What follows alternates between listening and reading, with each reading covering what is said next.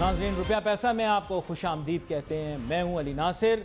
The contents of this programme are presented to you without prejudice. आपको हमने बता दिया आगाज़ में ही, और अब हम जनाब वाला गुफ्तगू का आगाज़ करते हैं। अब मामलात कुछ इस तरह के हैं कि डॉलर की कदर में हम कंटिन्यूसली इजाफा देख रहे हैं, और there is no stopping the US dollar when it comes to its tremendous increase in value against the Pak rupee. इसके साथ साथ भी अगर आप बगौर देखें या अगर इसको समझने की कोशिश करें तो आप ये देखेंगे कि स्टॉक मार्केट में भी काफ़ी दबाव रहा है, और स्टॉक मार्केट के अंदर भी आज की तो खैर कैफियत अभी मैं ताज़ा तरीन आप लोगों को नहीं बताता, लेकिन the stock market has been continuously under pressure.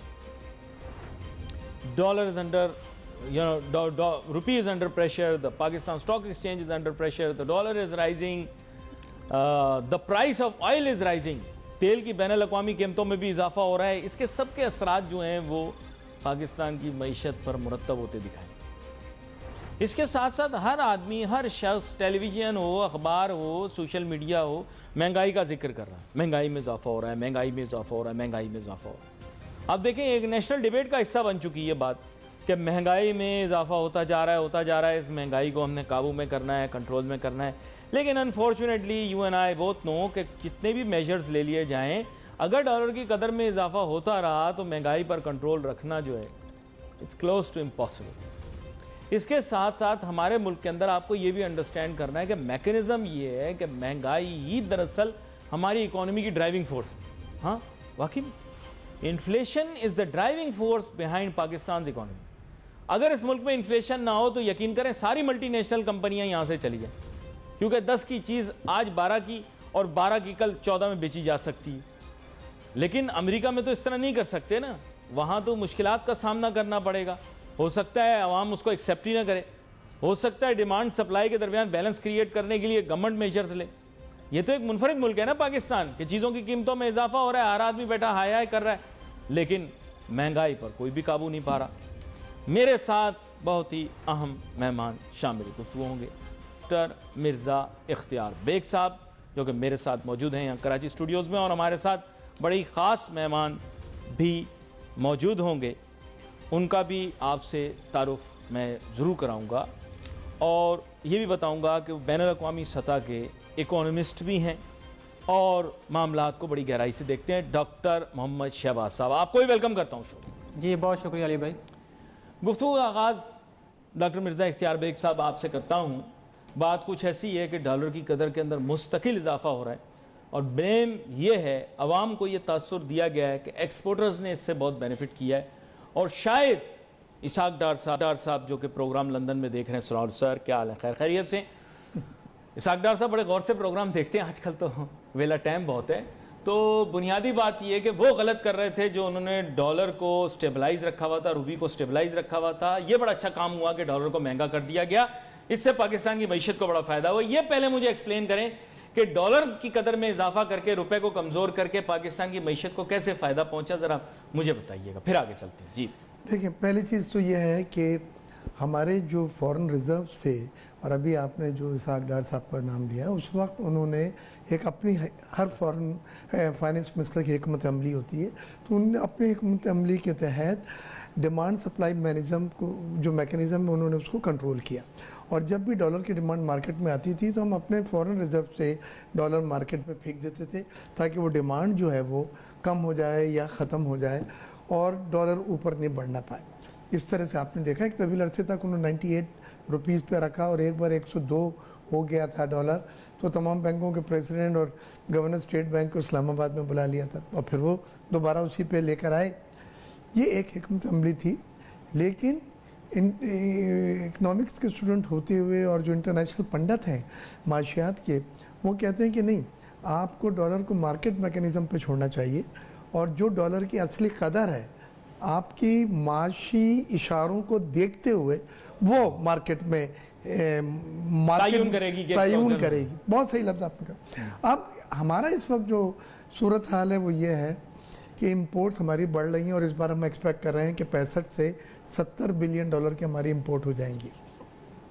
Export वही हमारी 25, 26, 27 हैं, तो हम 40-45 अरब डॉलर का तो ट्रेड डेफिसिट, तिजारती खसारा नज़र आ रहा है बिल्कुल सामने। और जो उसमें मंथली देखें आप तो नहीं, तो रुपए की बेकदरी के बावजूद ट्रेड डेफिसिट कंट्रोल में नहीं है, करंट अकाउंट डेफिसिट बर्डनिंग अस। अच्छा, समझ नहीं अब जब मेरे एक से बात करके मैं बात खत्म करूँ, तो रुपए के ऊपर जब प्रेशर है, मुसलसल डिमांड है, अफगानिस्तान से भी यहाँ से 5 से 7 मिलियन डॉलर डेली अफगानिस्तान भी जा रहा है। ये जो वसाइल हैं उससे पता चला है कि ये 5 से 7 मिलियन डॉलर अफगानिस्तान जा रहे हैं, क्योंकि उनके 10 बिलियन डॉलर फ्रीज कर दिए गए हैं। और वहाँ डॉलर की जो अर्जेंसी है वो पाकिस्तान मार्केट से वो लोग I'll get back to you on this one. I'll get back to you on this one. आप बात खत्म क्यों करते हैं? बात तो जारी है, आप बिल्कुल बात खत्म ना करें, आप तो इस बात को आगे लेकर चलें। डॉक्टर मोहम्मद शहबाज साहब, बाद में आपसे ये पूछना चाहता हूं, करेंसी आप कहते हैं फ्री फ्लोट है और आपके मुल्क के अंदर ट्रेड आप कहते हैं मैनेज्ड है। ये समझ नहीं आई, ट्रेड आप मैनेज करोगे कि इंपोर्ट हम क्या कर सकते हैं क्या नहीं कर सकते। आप कहेंगे कुत्तों का खाना नहीं आ सकता, आप कहोगे औरतों का मेकअप नहीं आ सकता, आप कहोगे ये नहीं आ सकता, ये नहीं आ सकता। ट्रेड जो है वो फ्री मार्केट पे नहीं छोड़ेंगे, लेकिन जो है करेंसी को फ्री फ्लोट पे छोड़ेंगे। समझ नहीं आई ये कैसी फ्री मार्केट इकोनॉमी है जहां पे कोई चीज मैनेज्ड है और कोई चीज फ्री फ्लोट पर है। ये मुझे थोड़ा सा समझाएं डॉक्टर साहब। जी डॉक्टर शहबाज, बहुत शुक्रिया। उसमें मेरे ख्याल में मिर्जा साहब की बात को हम ले लेते हैं। जैसे वो कह रहे हैं कुछ 70 बिलियन की इंपोर्ट्स हैं, 25 या 30 बिलियन का हमारा जो एक्सपोर्ट्स है, बीच में जो 40 बिलियन का गैप है वो जाहिर सी बात है हमने यहीं से पूरा करना है। तो मेरा ख्याल है कि जो प्रॉब्लम है वो आपके घर के अंदर है, कि हमें ये सोचना चाहिए कि वो जो हमारा गैप है एक्सपोर्ट्स और इंपोर्ट के दरमियान, वो जो हमारी ट्रेड है क्या वो एग्री बेस्ड है या वो इंडस्ट्रियल बेस्ड है या वो सबसे सेक्टर है। और उसमें अगर आप थोड़ा बड़ी गहराई से हम देखें तो हमें गंदम की इंपोर्ट नज़र आती है, उसमें हमें जनाबे वाला चीनी की इंपोर्ट नज़र आती है, उसमें टमाटर की इंपोर्ट नज़र आती है। तो ये ऐसी चीज़ें हैं, उसमें अदरक भी डाल लें आप, ये ऐसी चीज़ें हैं जो हम घर में पैदा कर सकते हैं। तो हमने एग्रीकल्चर सेक्टर को इतना ज़्यादा इग्नोर किया। मैं नहीं कि 1970 के बाद से मैं कोई पॉलिसी नहीं देख रहा पाकिस्तान के अंदर कि जिसकी बेस पर मैं कह सकूँ कि एग्रीकल्चर सेक्टर को बड़ी तरजीह दी आपने। तो वो जो आपकी इग्नोरेंस थी वो आज आपके सामने इतना बड़ा प्रॉब्लम बन गई है। फिर दूसरी बात यह है कि हम जब मैनेजमेंट की बात करते हैं तो हमारी जो इकोनॉमी के अंदर लीकेजेस हैं वो लीकेजेस हमें बंद करने चाहिए, बजाय कि हम ये कहें कि अब डॉलर जो है वो पाकिस्तान से अफगानिस्तान जा रहा है। पहला क्वेश्चन ये है कि वो अफगानिस्तान क्यों जा रहा है, क्योंकि आप चीजों को मैनेज कर रहे हैं ना। उसके बाद दूसरी बात ये कि अब मैं थोड़ा सा बड़ा एसेंशियल आपने पॉइंट रेज किया है, देखना ये है कि स्टेट बैंक ऑफ पाकिस्तान जो है वो सारे मनी एक्सचेंजर जो हैं उनको लाइसेंस जारी करता है। स्टेट बैंक ऑफ पाकिस्तान को ये भी देखना चाहिए कि कराची की मनी मार्केट हो, लाहौर की मनी मार्केट हो या पिंडी कोयटा पेशावर के मनी मार्केट हो, तो उसके अंदर जो ग्रे एरियाज हैं वो हमें क्लोज करने चाहिए। आपके पिछले प्रोग्राम में शायद मैंने इस बात का जिक्र किया था, जब हम सप्लाई चेन की बात करते हैं तो एक पॉइंट ये भी होता है कि जितनी डिमांड हो रही है उसके मुताबिक सप्लाई ही ना करो। तो ये जो सप्लाई हमारी होनी थी वो स्मगलिंग की फॉर्म में वो हमारी गैप जो बढ़ता जा रहा है। अब ये जो स्मगलिंग हो रही है, देखें अब बॉर्डर भी हमने क्लोज कर लिया, हमने बाड़ लगा ली, तो हमें चाहिए ना कि ये जो स्मगलिंग डॉलर्स की हो रही है ये हमारे रुपये को अफेक्ट कर रही है, हम उस स्मगलिंग को कंट्रोल करें। हमें वो सारे रास्ते कि चाहे वो डॉलर जो पैदल चलने वाले लोग जहाँ 10,000 की अमाउंट में, 20,000 डॉलर की अमाउंट में या 30,000 डॉलर की अमाउंट में अपने साथ लेके चल रहे हैं जा रहे हैं, उनको हमें कंट्रोल करना चाहिए। या डॉलर जो है वो ट्रक्स की फॉर्म में वो स्मगल हो रहा है, ट्रक के जो ड्राइवर आते हैं वो लेके जाते हैं, हमें वो कंट्रोल करना चाहिए। क्योंकि वजह यह है कि खाली डीवैल्यूएशन जैसे भी अब हमने की है वो इस मसले का हल नहीं है। मसले का हल ये है कि हमारे जो प्रॉब्लम हमारे डोमेस्टिक लेवल के ऊपर हल हो सकते हैं उसके ऊपर हम तवज्जो दें। गुड गवर्नेंस के जरिए हमारी जो स्मगलिंग खासकर डॉलर की उसको कंट्रोल करें। जब तक हमारा रुपया स्टेबल नहीं होगा मेरे ख्याल में जितने मर्जी पैकेजेस दें, चाहे वो रेलवे हो, चाहे वो PIA हो, चाहे वो कोई और इकोनॉमिक सेक्टर हो पाकिस्तान का, मेरा नहीं ख्याल कि हम उसको उस तरह से ग्रो कर पाएंगे। बड़ी आम बात की है आपने। बेग साहब आपकी जानिब जाऊँगा, हाईलाइट किया इन्होंने, आपकी पॉइंट को आगे लेकर चले कि स्मगल हो रहे हैं डॉलर्स पाकिस्तान से। खैर वो तो एक जाविया हो गया। दूसरी तरफ आपको लेकर आता हूँ, डॉलर की कदर में इजाफे की वजह से पाकिस्तान का नेशनल बर्डन ऑफ डेट वो बड़ी तेज़ी से बढ़ गया है। मैं आपसे ये जानना चाहता हूँ बेग साहब कि एक तरफ तो आप कह रहे हैं FBR के ज़रिए आप टैक्स इकट्ठे करेंगे, ये करेंगे, वो करेंगे, फलां करेंगे, तो दूसरी तरफ हमारे ऊपर टैक्स बर्डन जितना भी आप डाल दें, लेकिन on the opposite side because of the increase in the value of the dollar our external debt is going up। आप कितना भी टैक्स इकट्ठा कर लोगे सारा का सारा गटर में ही जाएगा। with all due respect mathematically क्या कहते हैं आप? ये बात बिल्कुल आपने सही की कि जब रुपी डेप्रिशिएट होता है, रुपए की कदर गिरती है, तो डॉलर के मुकाबले में आपको ज़्यादा रुपए देने पड़ते हैं। एक डॉलर के पहले हम 152 रुपए का देते थे, तो अब डॉलर 172 रुपए आपको देने पड़ रहे हैं। तो आपका 10-11% ये जो कर्जे हैं, जो डेट हैं, ये बैलेंस शीट में बढ़ जाता है, और फिर डेट टू जीडीपी रेशो भी उससे मुतासिर होता है। IMF की शराइत भी फिर सख्त हो जाते हैं। ये है। दूसरे दो चीज़ें और हैं, क्विकली मैं आपको नहीं, मुंसलिक लेकिन कर दूं। एक जुज आप उसका जवाब साथ जोड़ दें, क्योंकि आप बैनुल अक़वामी तिजारत पर भी महारत रखते हैं। जी। वो ये है कि जब आपकी डॉलर की कदर में इजाफा हो गया तो इसके माने ये है कि आपके इंपोर्ट्स भी एक्सपेंसिव हो गए। और ये तो सारी नॉनसेंस बातें करते हैं लोग कि जी नॉन एसेंशियल इंपोर्ट का कॉम्पोनेंट बहुत छोटा है। पाकिस्तान का सबसे बड़ा पीस ऑफ द केक जो है वो फ्यूल ऑयल है। जी, देखिए, और फ्यूल ऑयल की कीमत भी बढ़ रही है और डॉलर की कदर भी बढ़ रही है, एडिबल ऑयल की भी कदर बढ़ रही है। 2-3 चीज़ें एक साथ बदकिस्मती से हो गई हैं। पहली चीज़ यह है कि फर्नेस ऑयल $80 फी बैरल पहुंच गया है, जो 20 होता था, फिर 30 हुआ, फिर 40 हुआ। तो ये इंपोर्ट बिल $12-13 बिलियन का आपका लेना है, और $12-13 बिलियन में आपको हर जगह 15-20 रुपए फी डॉलर ज्यादा देना पड़ रहा है। तो ये महंगाई का एक अगर आप सबब है। गाड़ियां रोक के, उसके टेलीफोन बाद रोक के, कुत्तों का खाना रोक के, मैं जरा सा औरतों का मेकअप रोक के जो आप काम कर रहे हैं, that is useless, that is useless. मैं आपको ये 3-4 चीजें बता दूं। वैक्सीन इन दिनों में इंपोर्ट की गई है $536 मिलियन की, वो भी इंपोर्ट का एक बिल मुफ्त नहीं मिल रही है थी आपके ऊपर। तो टीके तो हमें मुफ्त कुछ लगे। मुफ्त मिली हैं, कुछ खरीदी गई हैं, उसका बजट एलोकेशन था। अच्छा, वो भी हमारे ऊपर प्रेशर है। आप जहाँ तक बात कर रहे हैं लग्जरी गुड्स की, तो लग्जरी गुड्स में गाड़ियाँ यकीनन हमारे पे एक बहुत बड़ा फाइनेंशियल इम्पैक्ट है इंपोर्ट के ऊपर, जो हमें देना पड़ रहा है। और वो अगर वो कहते हैं कि हम बंद कर दें या कम कर दें, तो हमें वो रेवेन्यू नहीं मिलेगा। लेकिन वो इम्पैक्ट इंपोर्ट बहुत से छोटा है ना, कस्टम वो तो का। इम्पैक्ट बहुत छोटा है, और जैसे आपने बताया उससे तो कस्टम रेवेन्यू भी आ रहा है। जी। उसका इम्पैक्ट बहुत छोटा और है। आखिरी चीज प्राइस बॉन्ड 40,000 रुपए वाले जो हैं वो 31 दिसंबर तक बंद हो जाएंगे। और लोग इस वक्त क्या कर रहे हैं कि बॉन्ड मार्केट में बेच के जो पैसे आ रहे हैं वो डॉलर में लेके रख रहे हैं, तो वो भी आपकी डॉलर डिमांड को मार्केट में जैकअप कर रहा है। ये तमाम वो फैक्टर है। अब इसका जो मेरा सबसे जरूरी अहम चीज जो मैं आपसे बतलाने जा रहा हूँ, एक जुमला मुझे कहने दें। कुछ भी कर ले सिवाय एक चीज के, और ये डॉलर की सिचुएशन बेहतर नहीं होगी, इंपोर्ट को आप कटेल करें 70 बिलियन कर नहीं सकते कि आप इंपोर्ट लेके और एक्सपोर्ट वही 26 और 27 बिलियन डॉलर पे आपका डॉलर को नहीं रोक सकेंगे, नहीं रोक सकेंगे, कर नहीं सकेंगे। उसकी प्रॉब्लम ये है कि इसमें से सबसे बड़ा पोर्शन एसेंशियल इंपोर्ट्स का है जिनको रोका नहीं जा सकता, जिसमें एक बड़ा कंपोनेंट फ्यूल ऑयल का है। आपने पावर प्लांट भी तेल पे लगाए हुए हैं, आपके पावर प्लांट बंद हो जाएंगे अगर आप तेल इंपोर्ट नहीं करेंगे। आप एडिबल ऑयल सारा का सारा, पाम ऑयल सारा बाहर से मंगवाते हैं। मैं आपकी तरफ दोबारा से आ रहा हूं। मेरा डॉक्टर शहबाज साहब भी बड़े बेताब हो रहे हैं, इनसे भी जानना चाहता हूं। डॉक्टर शहबाज साहब, मैं आपसे एक चीज पूछना चाहता हूं। जब भी मैं देखता हूं बजट के अंदर एक बात करते हैं, औरतों का मेकअप हमने बंद कर दिया, बड़े खुश होते हैं जी, औरतों के मेकअप पे टैक्स लगा दिया, हंसते हैं, कुछ भी होते हैं। और फिर उसके साथ साथ कहते हैं हमने कुत्तों का खाना बंद कर दिया। पता नहीं ये क्या कॉम्प्लेक्स किस्म की कौम है जो टेलीफोन बंद कर दिए जी हमने, गाड़ियां। लेकिन इनका इंपैक्ट बहुत छोटा है डॉक्टर मोहम्मद शहबाज साहब। सबसे बड़ा इंपैक्ट फ्यूल ऑयल का है, उसके बाद इंपैक्ट एडिबल ऑयल का है। मैं रोक ही नहीं सकता, मैं क्या करूं, आप मुझे बताएं। हाँ जी, बिल्कुल आप सही कह रहे हैं। वही बात मिर्जा साहब बात करते हैं फर्नेस ऑयल की। इसका मतलब ये है कि अगर हम थोड़ा सा क्वेश्चन इसका आंसर जो है तो आउट ऑफ द वे चला जाएगा। लेकिन खैर हमें ये देखना है कि वो फ्यूल जो ऑयल है उसकी इंपोर्ट वो किस मकसद के लिए ज़्यादा हो रही है।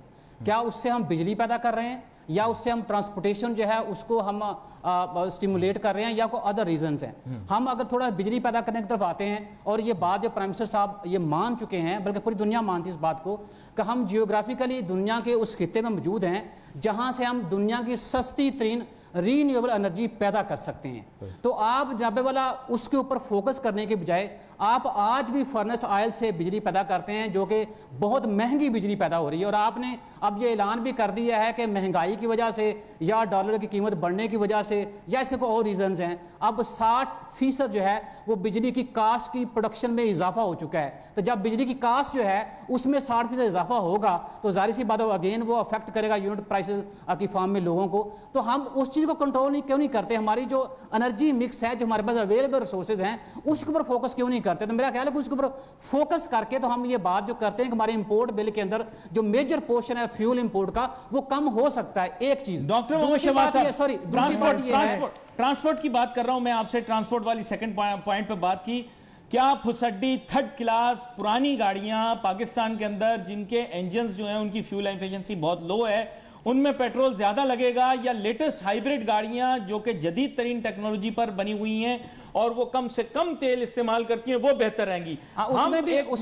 उसमें भी अली भाई इस तरह से है, वो बड़ा अच्छा ये पॉइंट आपने रेज किया है। पाकिस्तान के अंदर जो ये कंपनीज गाड़ियां मैन्युफैक्चर कर रही हैं पाकिस्तान के अंदर, you know they are 85% fuel inefficient. 85% नाज़रीन ये स्क्रीन पर आप देख सकते हैं पाकिस्तान में चलती हुई ट्रांसपोर्टेशन, ये थर्ड क्लास बसें, रिक्शे और ये थर्ड क्लास पुरानी ट्रांसपोर्टेशन की गाड़ियां फ्यूल में कितनी एफिशिएंट होंगी ये आप खुद जानते हैं। अगर हम नई जदीद गाड़ियों की इंपोर्ट को बंद करेंगे और ये थर्ड क्लास गाड़ियां, पुरानी गाड़ियां जो फ्यूल ज्यादा खाती हैं, इनको अलाउ करेंगे तो हमारा तेल ज्यादा लगेगा। जी सॉरी। अच्छा, उसके बाद दूसरी बात ये है कि आप देखें, आप अपने शहर देखें, कराची देखें, लाहौर देखें, जब आए वक्त जो है, अब तो मतलब आए दिन की बात नहीं कर रहा, हर आने वाले मिनट के साथ ट्रैफिक जाम, क्यों बेहंगम ट्रैफिक। आपने मास ट्रांजिट जो था आपके ट्रांसपोर्टेशन वो मनसूबे अपने सारे खटाई में डाल दिए। आपके साथ देख लें, कभी मेट्रो है तो उसके ऊपर इशू उठ जाता है, कभी ग्रीन अब ट्रेन उसके ऊपर इशू उठ जाता है। तो ये चीज़ें जो हैं ये आपको पता था, इसके ऊपर बाकायदा कमेटीज़ हैं, इसको बाकायदा इसकी फिजिबिलिटी रिपोर्ट्स बनी थी। आपको उस वक्त कास्ट एफिशिएंसी जो है उसका ख्याल रखना चाहिए था, चीज़ों को लेके चलना चाहिए था। दूसरी बात जो आपसे मैं कर रहा था, अभी आप उसके इन्फ्लेशन की बात कर रहे थे, वो मुझे डर था मैं कहीं वो भूल ना जाऊँ। आप ये बात कर रहे थे कि जब फ्यूल की प्राइसेस बढ़ती हैं या डॉलर की प्राइस बढ़ती है तो उससे महंगाई आती है। तो मेरे ख्याल में हम एक एस्पेक्ट जो है ना उसको भूल जाते हैं, वो ये कि अब जाहिर सी बात है जब फ्यूल की प्राइसेस बढ़ेंगी कास्ट ऑफ प्रोडक्शन बढ़ेगी आपकी। जब आपकी डॉलर की प्राइसेस बढ़ेगी तो आप जो मशीनरी इंपोर्ट करते हैं उसकी प्राइसेस में इजाफा होगा। तो ये मेरा मिलाकर आपकी कास्ट ऑफ प्रोडक्शन में इजाफा करेंगे, जिससे फिर आपकी महंगाई में इजाफा होगा। तजस्सुस पैदा कर देते हैं लोगों के लिए, तजस्सुस पैदा कर देते हैं। डॉक्टर मिर्जा इख्तियार बेग साहब, आपने गुफ्तगू सुनी भी, कुछ पॉइंट्स आपने दिए थे, उनकी तायद भी हुई। मैं एक चीज़ आपसे, सर मुझे ये बताइएगा, पावर सेक्टर की जो आपने पेमेंट्स करनी है वो तो कॉन्ट्रैक्ट आपने यूएस डॉलर में किए हुए हैं, तो इसके माने ये है कि जितनी दफ़ा आप यूएस डॉलर को महंगा होने देते हैं, that means that many times जो पावर कॉन्ट्रैक्ट जो आपने किए हैं उसकी पेमेंट्स को भी एक्सपेंसिव करते हैं। मुझे थोड़ा सा क्लियर कीजिए। बिल्कुल सही कह रहे हैं आप। जितने भी फॉरेन लोन है, चाहे वो यूरो में है, चाहे वो डॉलर में है, चाहे जापानीज येन में है, वो रुपये की डिवैल्यूएशन की वजह से उनकी अदायगियाँ बढ़ जाती हैं, कहीं 10% बढ़ी हैं, कहीं 15% बढ़ी हैं, और वो आपको इजाफी अदायगियाँ करनी पड़ेंगी। ये तो बात बिल्कुल सही है। मैं एक बात अब ज़रा से मुस्बत नोट पर आए, हल क्या है इसका?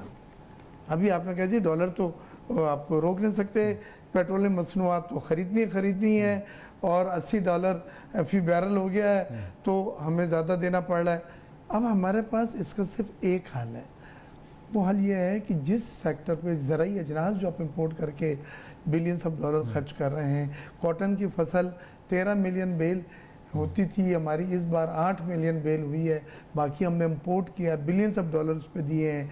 आज हम एक वक्त था कि तमाम ज़री अजनास एक्सपोर्ट करते थे, जिसमें गेहूं था, जिसमें शक्कर थी, जिसमें राइस थे, जिसमें खुर्दुनी तेल था, जिसमें दालें थी, फ्रूट थे, वेजिटेबल थे। आज बदकिस्मती से ये सब आइटम जो हैं वो आप इंपोर्ट कर रहे हैं। आप वीट भी इंपोर्ट कर रहे हैं, आप शुगर भी इंपोर्ट कर रहे हैं, आप खुर्दुनी तेल भी इंपोर्ट कर रहे हैं, दालें भी इंपोर्ट कर रहे हैं। तो आप एक जो पाकिस्तान ज़राई और सनती मुल्क था वो आपने ख़त्म करके उसको ट्रेडिंग स्टेट बना दिया है। आया इंपोर्ट किया और अपने लिहाजा एग्रीकल्चर को सेल्फ रिलायंस लाएं, खुदा के वास्ते पे उसको रिवाइव करें। खाने पीने की अशिया न सिर्फ हम मुल्क में अपनी खुद पैदा करें बल्कि ख़त्ते में एक्सपोर्ट कर सकें। एक चीज़ अल्लाह का शुक्र है कि सौदी अरेबिया ने मुटफर्ड ऑयल फैसिलिटी देने जा रहे हैं, तो ऑयल की पेमेंट की थोड़ा सा प्रेशर $5 बिलियन तक कुछ कम पड़ेगा, वो अपनी जगह है, लेकिन वो डेफर्ड पेमेंट है, you will have to pay बाद में देना। Whether you like it or not after some time. Doctor Mohammad Shahbaz sahab, कोई कंक्लूडिंग रिमार्क्स आपकी तरफ से? जी बिल्कुल ठीक है ये बात कि सऊदीया जो है वो तेल दे रहा है, लेकिन मसला ये है कि वो तो इडहाक हो गया ना, इडहाकिज्म के ऊपर चीज़ें चल रही हैं आपकी। वो कल को आपको पेमेंट जो है उनको करनी है, वो आज एक pressure for some time for को आपने कंट्रोल कर लिया, जो कोशिश कर रहे हैं, लेकिन वो कुछ अर्से के बाद दोबारा फिर चीज़ें आपकी वैसी हो जाएंगी। हाँ, ये बात मैं बिल्कुल इत्तेफाक करता हूँ इस चीज़ से कि हमें एग्रीकल्चर सेक्टर, ये बारहा ये बात मैं कर रहा हूँ कि हमें अपने एग्रीकल्चर सेक्टर को तवज्जो देनी है। कुछ ज़्यादा दूर नहीं है, 90s के अंदर हम लोग जनाबे वाला पूरे एशिया को चीज़ें एक्सपोर्ट करते, गंदम शामिल थी, चावल शामिल था, चीनी शामिल थी, उसमें खुदरी तेल और बहुत ज़रिए ज़रात जो शामिल थी। तो आज ऐसा क्या कर दिया कि हमें इंपोर्ट करनी पड़ रही है। और ये फिर वही बात, मेरी उस बात की तायद हो रही है कि ये हमारा डोमेस्टिक प्रॉब्लम है, इसको हम घर बैठ के हल कर सकते हैं अगर हम थोड़ा तवज्जो दें। क्योंकि वजह ये है, तवज्जो देने की बात है, लेकिन छोटी सी बात, बड़ी अहम बात करने जा रहा हूँ। वजह ये है कि हमारे सारे जो पॉलिसी एक्सपर्ट्स हैं, हमारे politicians, they have to understand economics is politics and politics is economics. बड़ी अहम बात आपने की। यहाँ पर प्रोग्राम का वक्त हमारा ख़त्म हुआ। चाहता है wait for Facebook, Ali Nasir हमारी टीम को इजाज़त दीजिए। अल्लाह हाफ़िज़।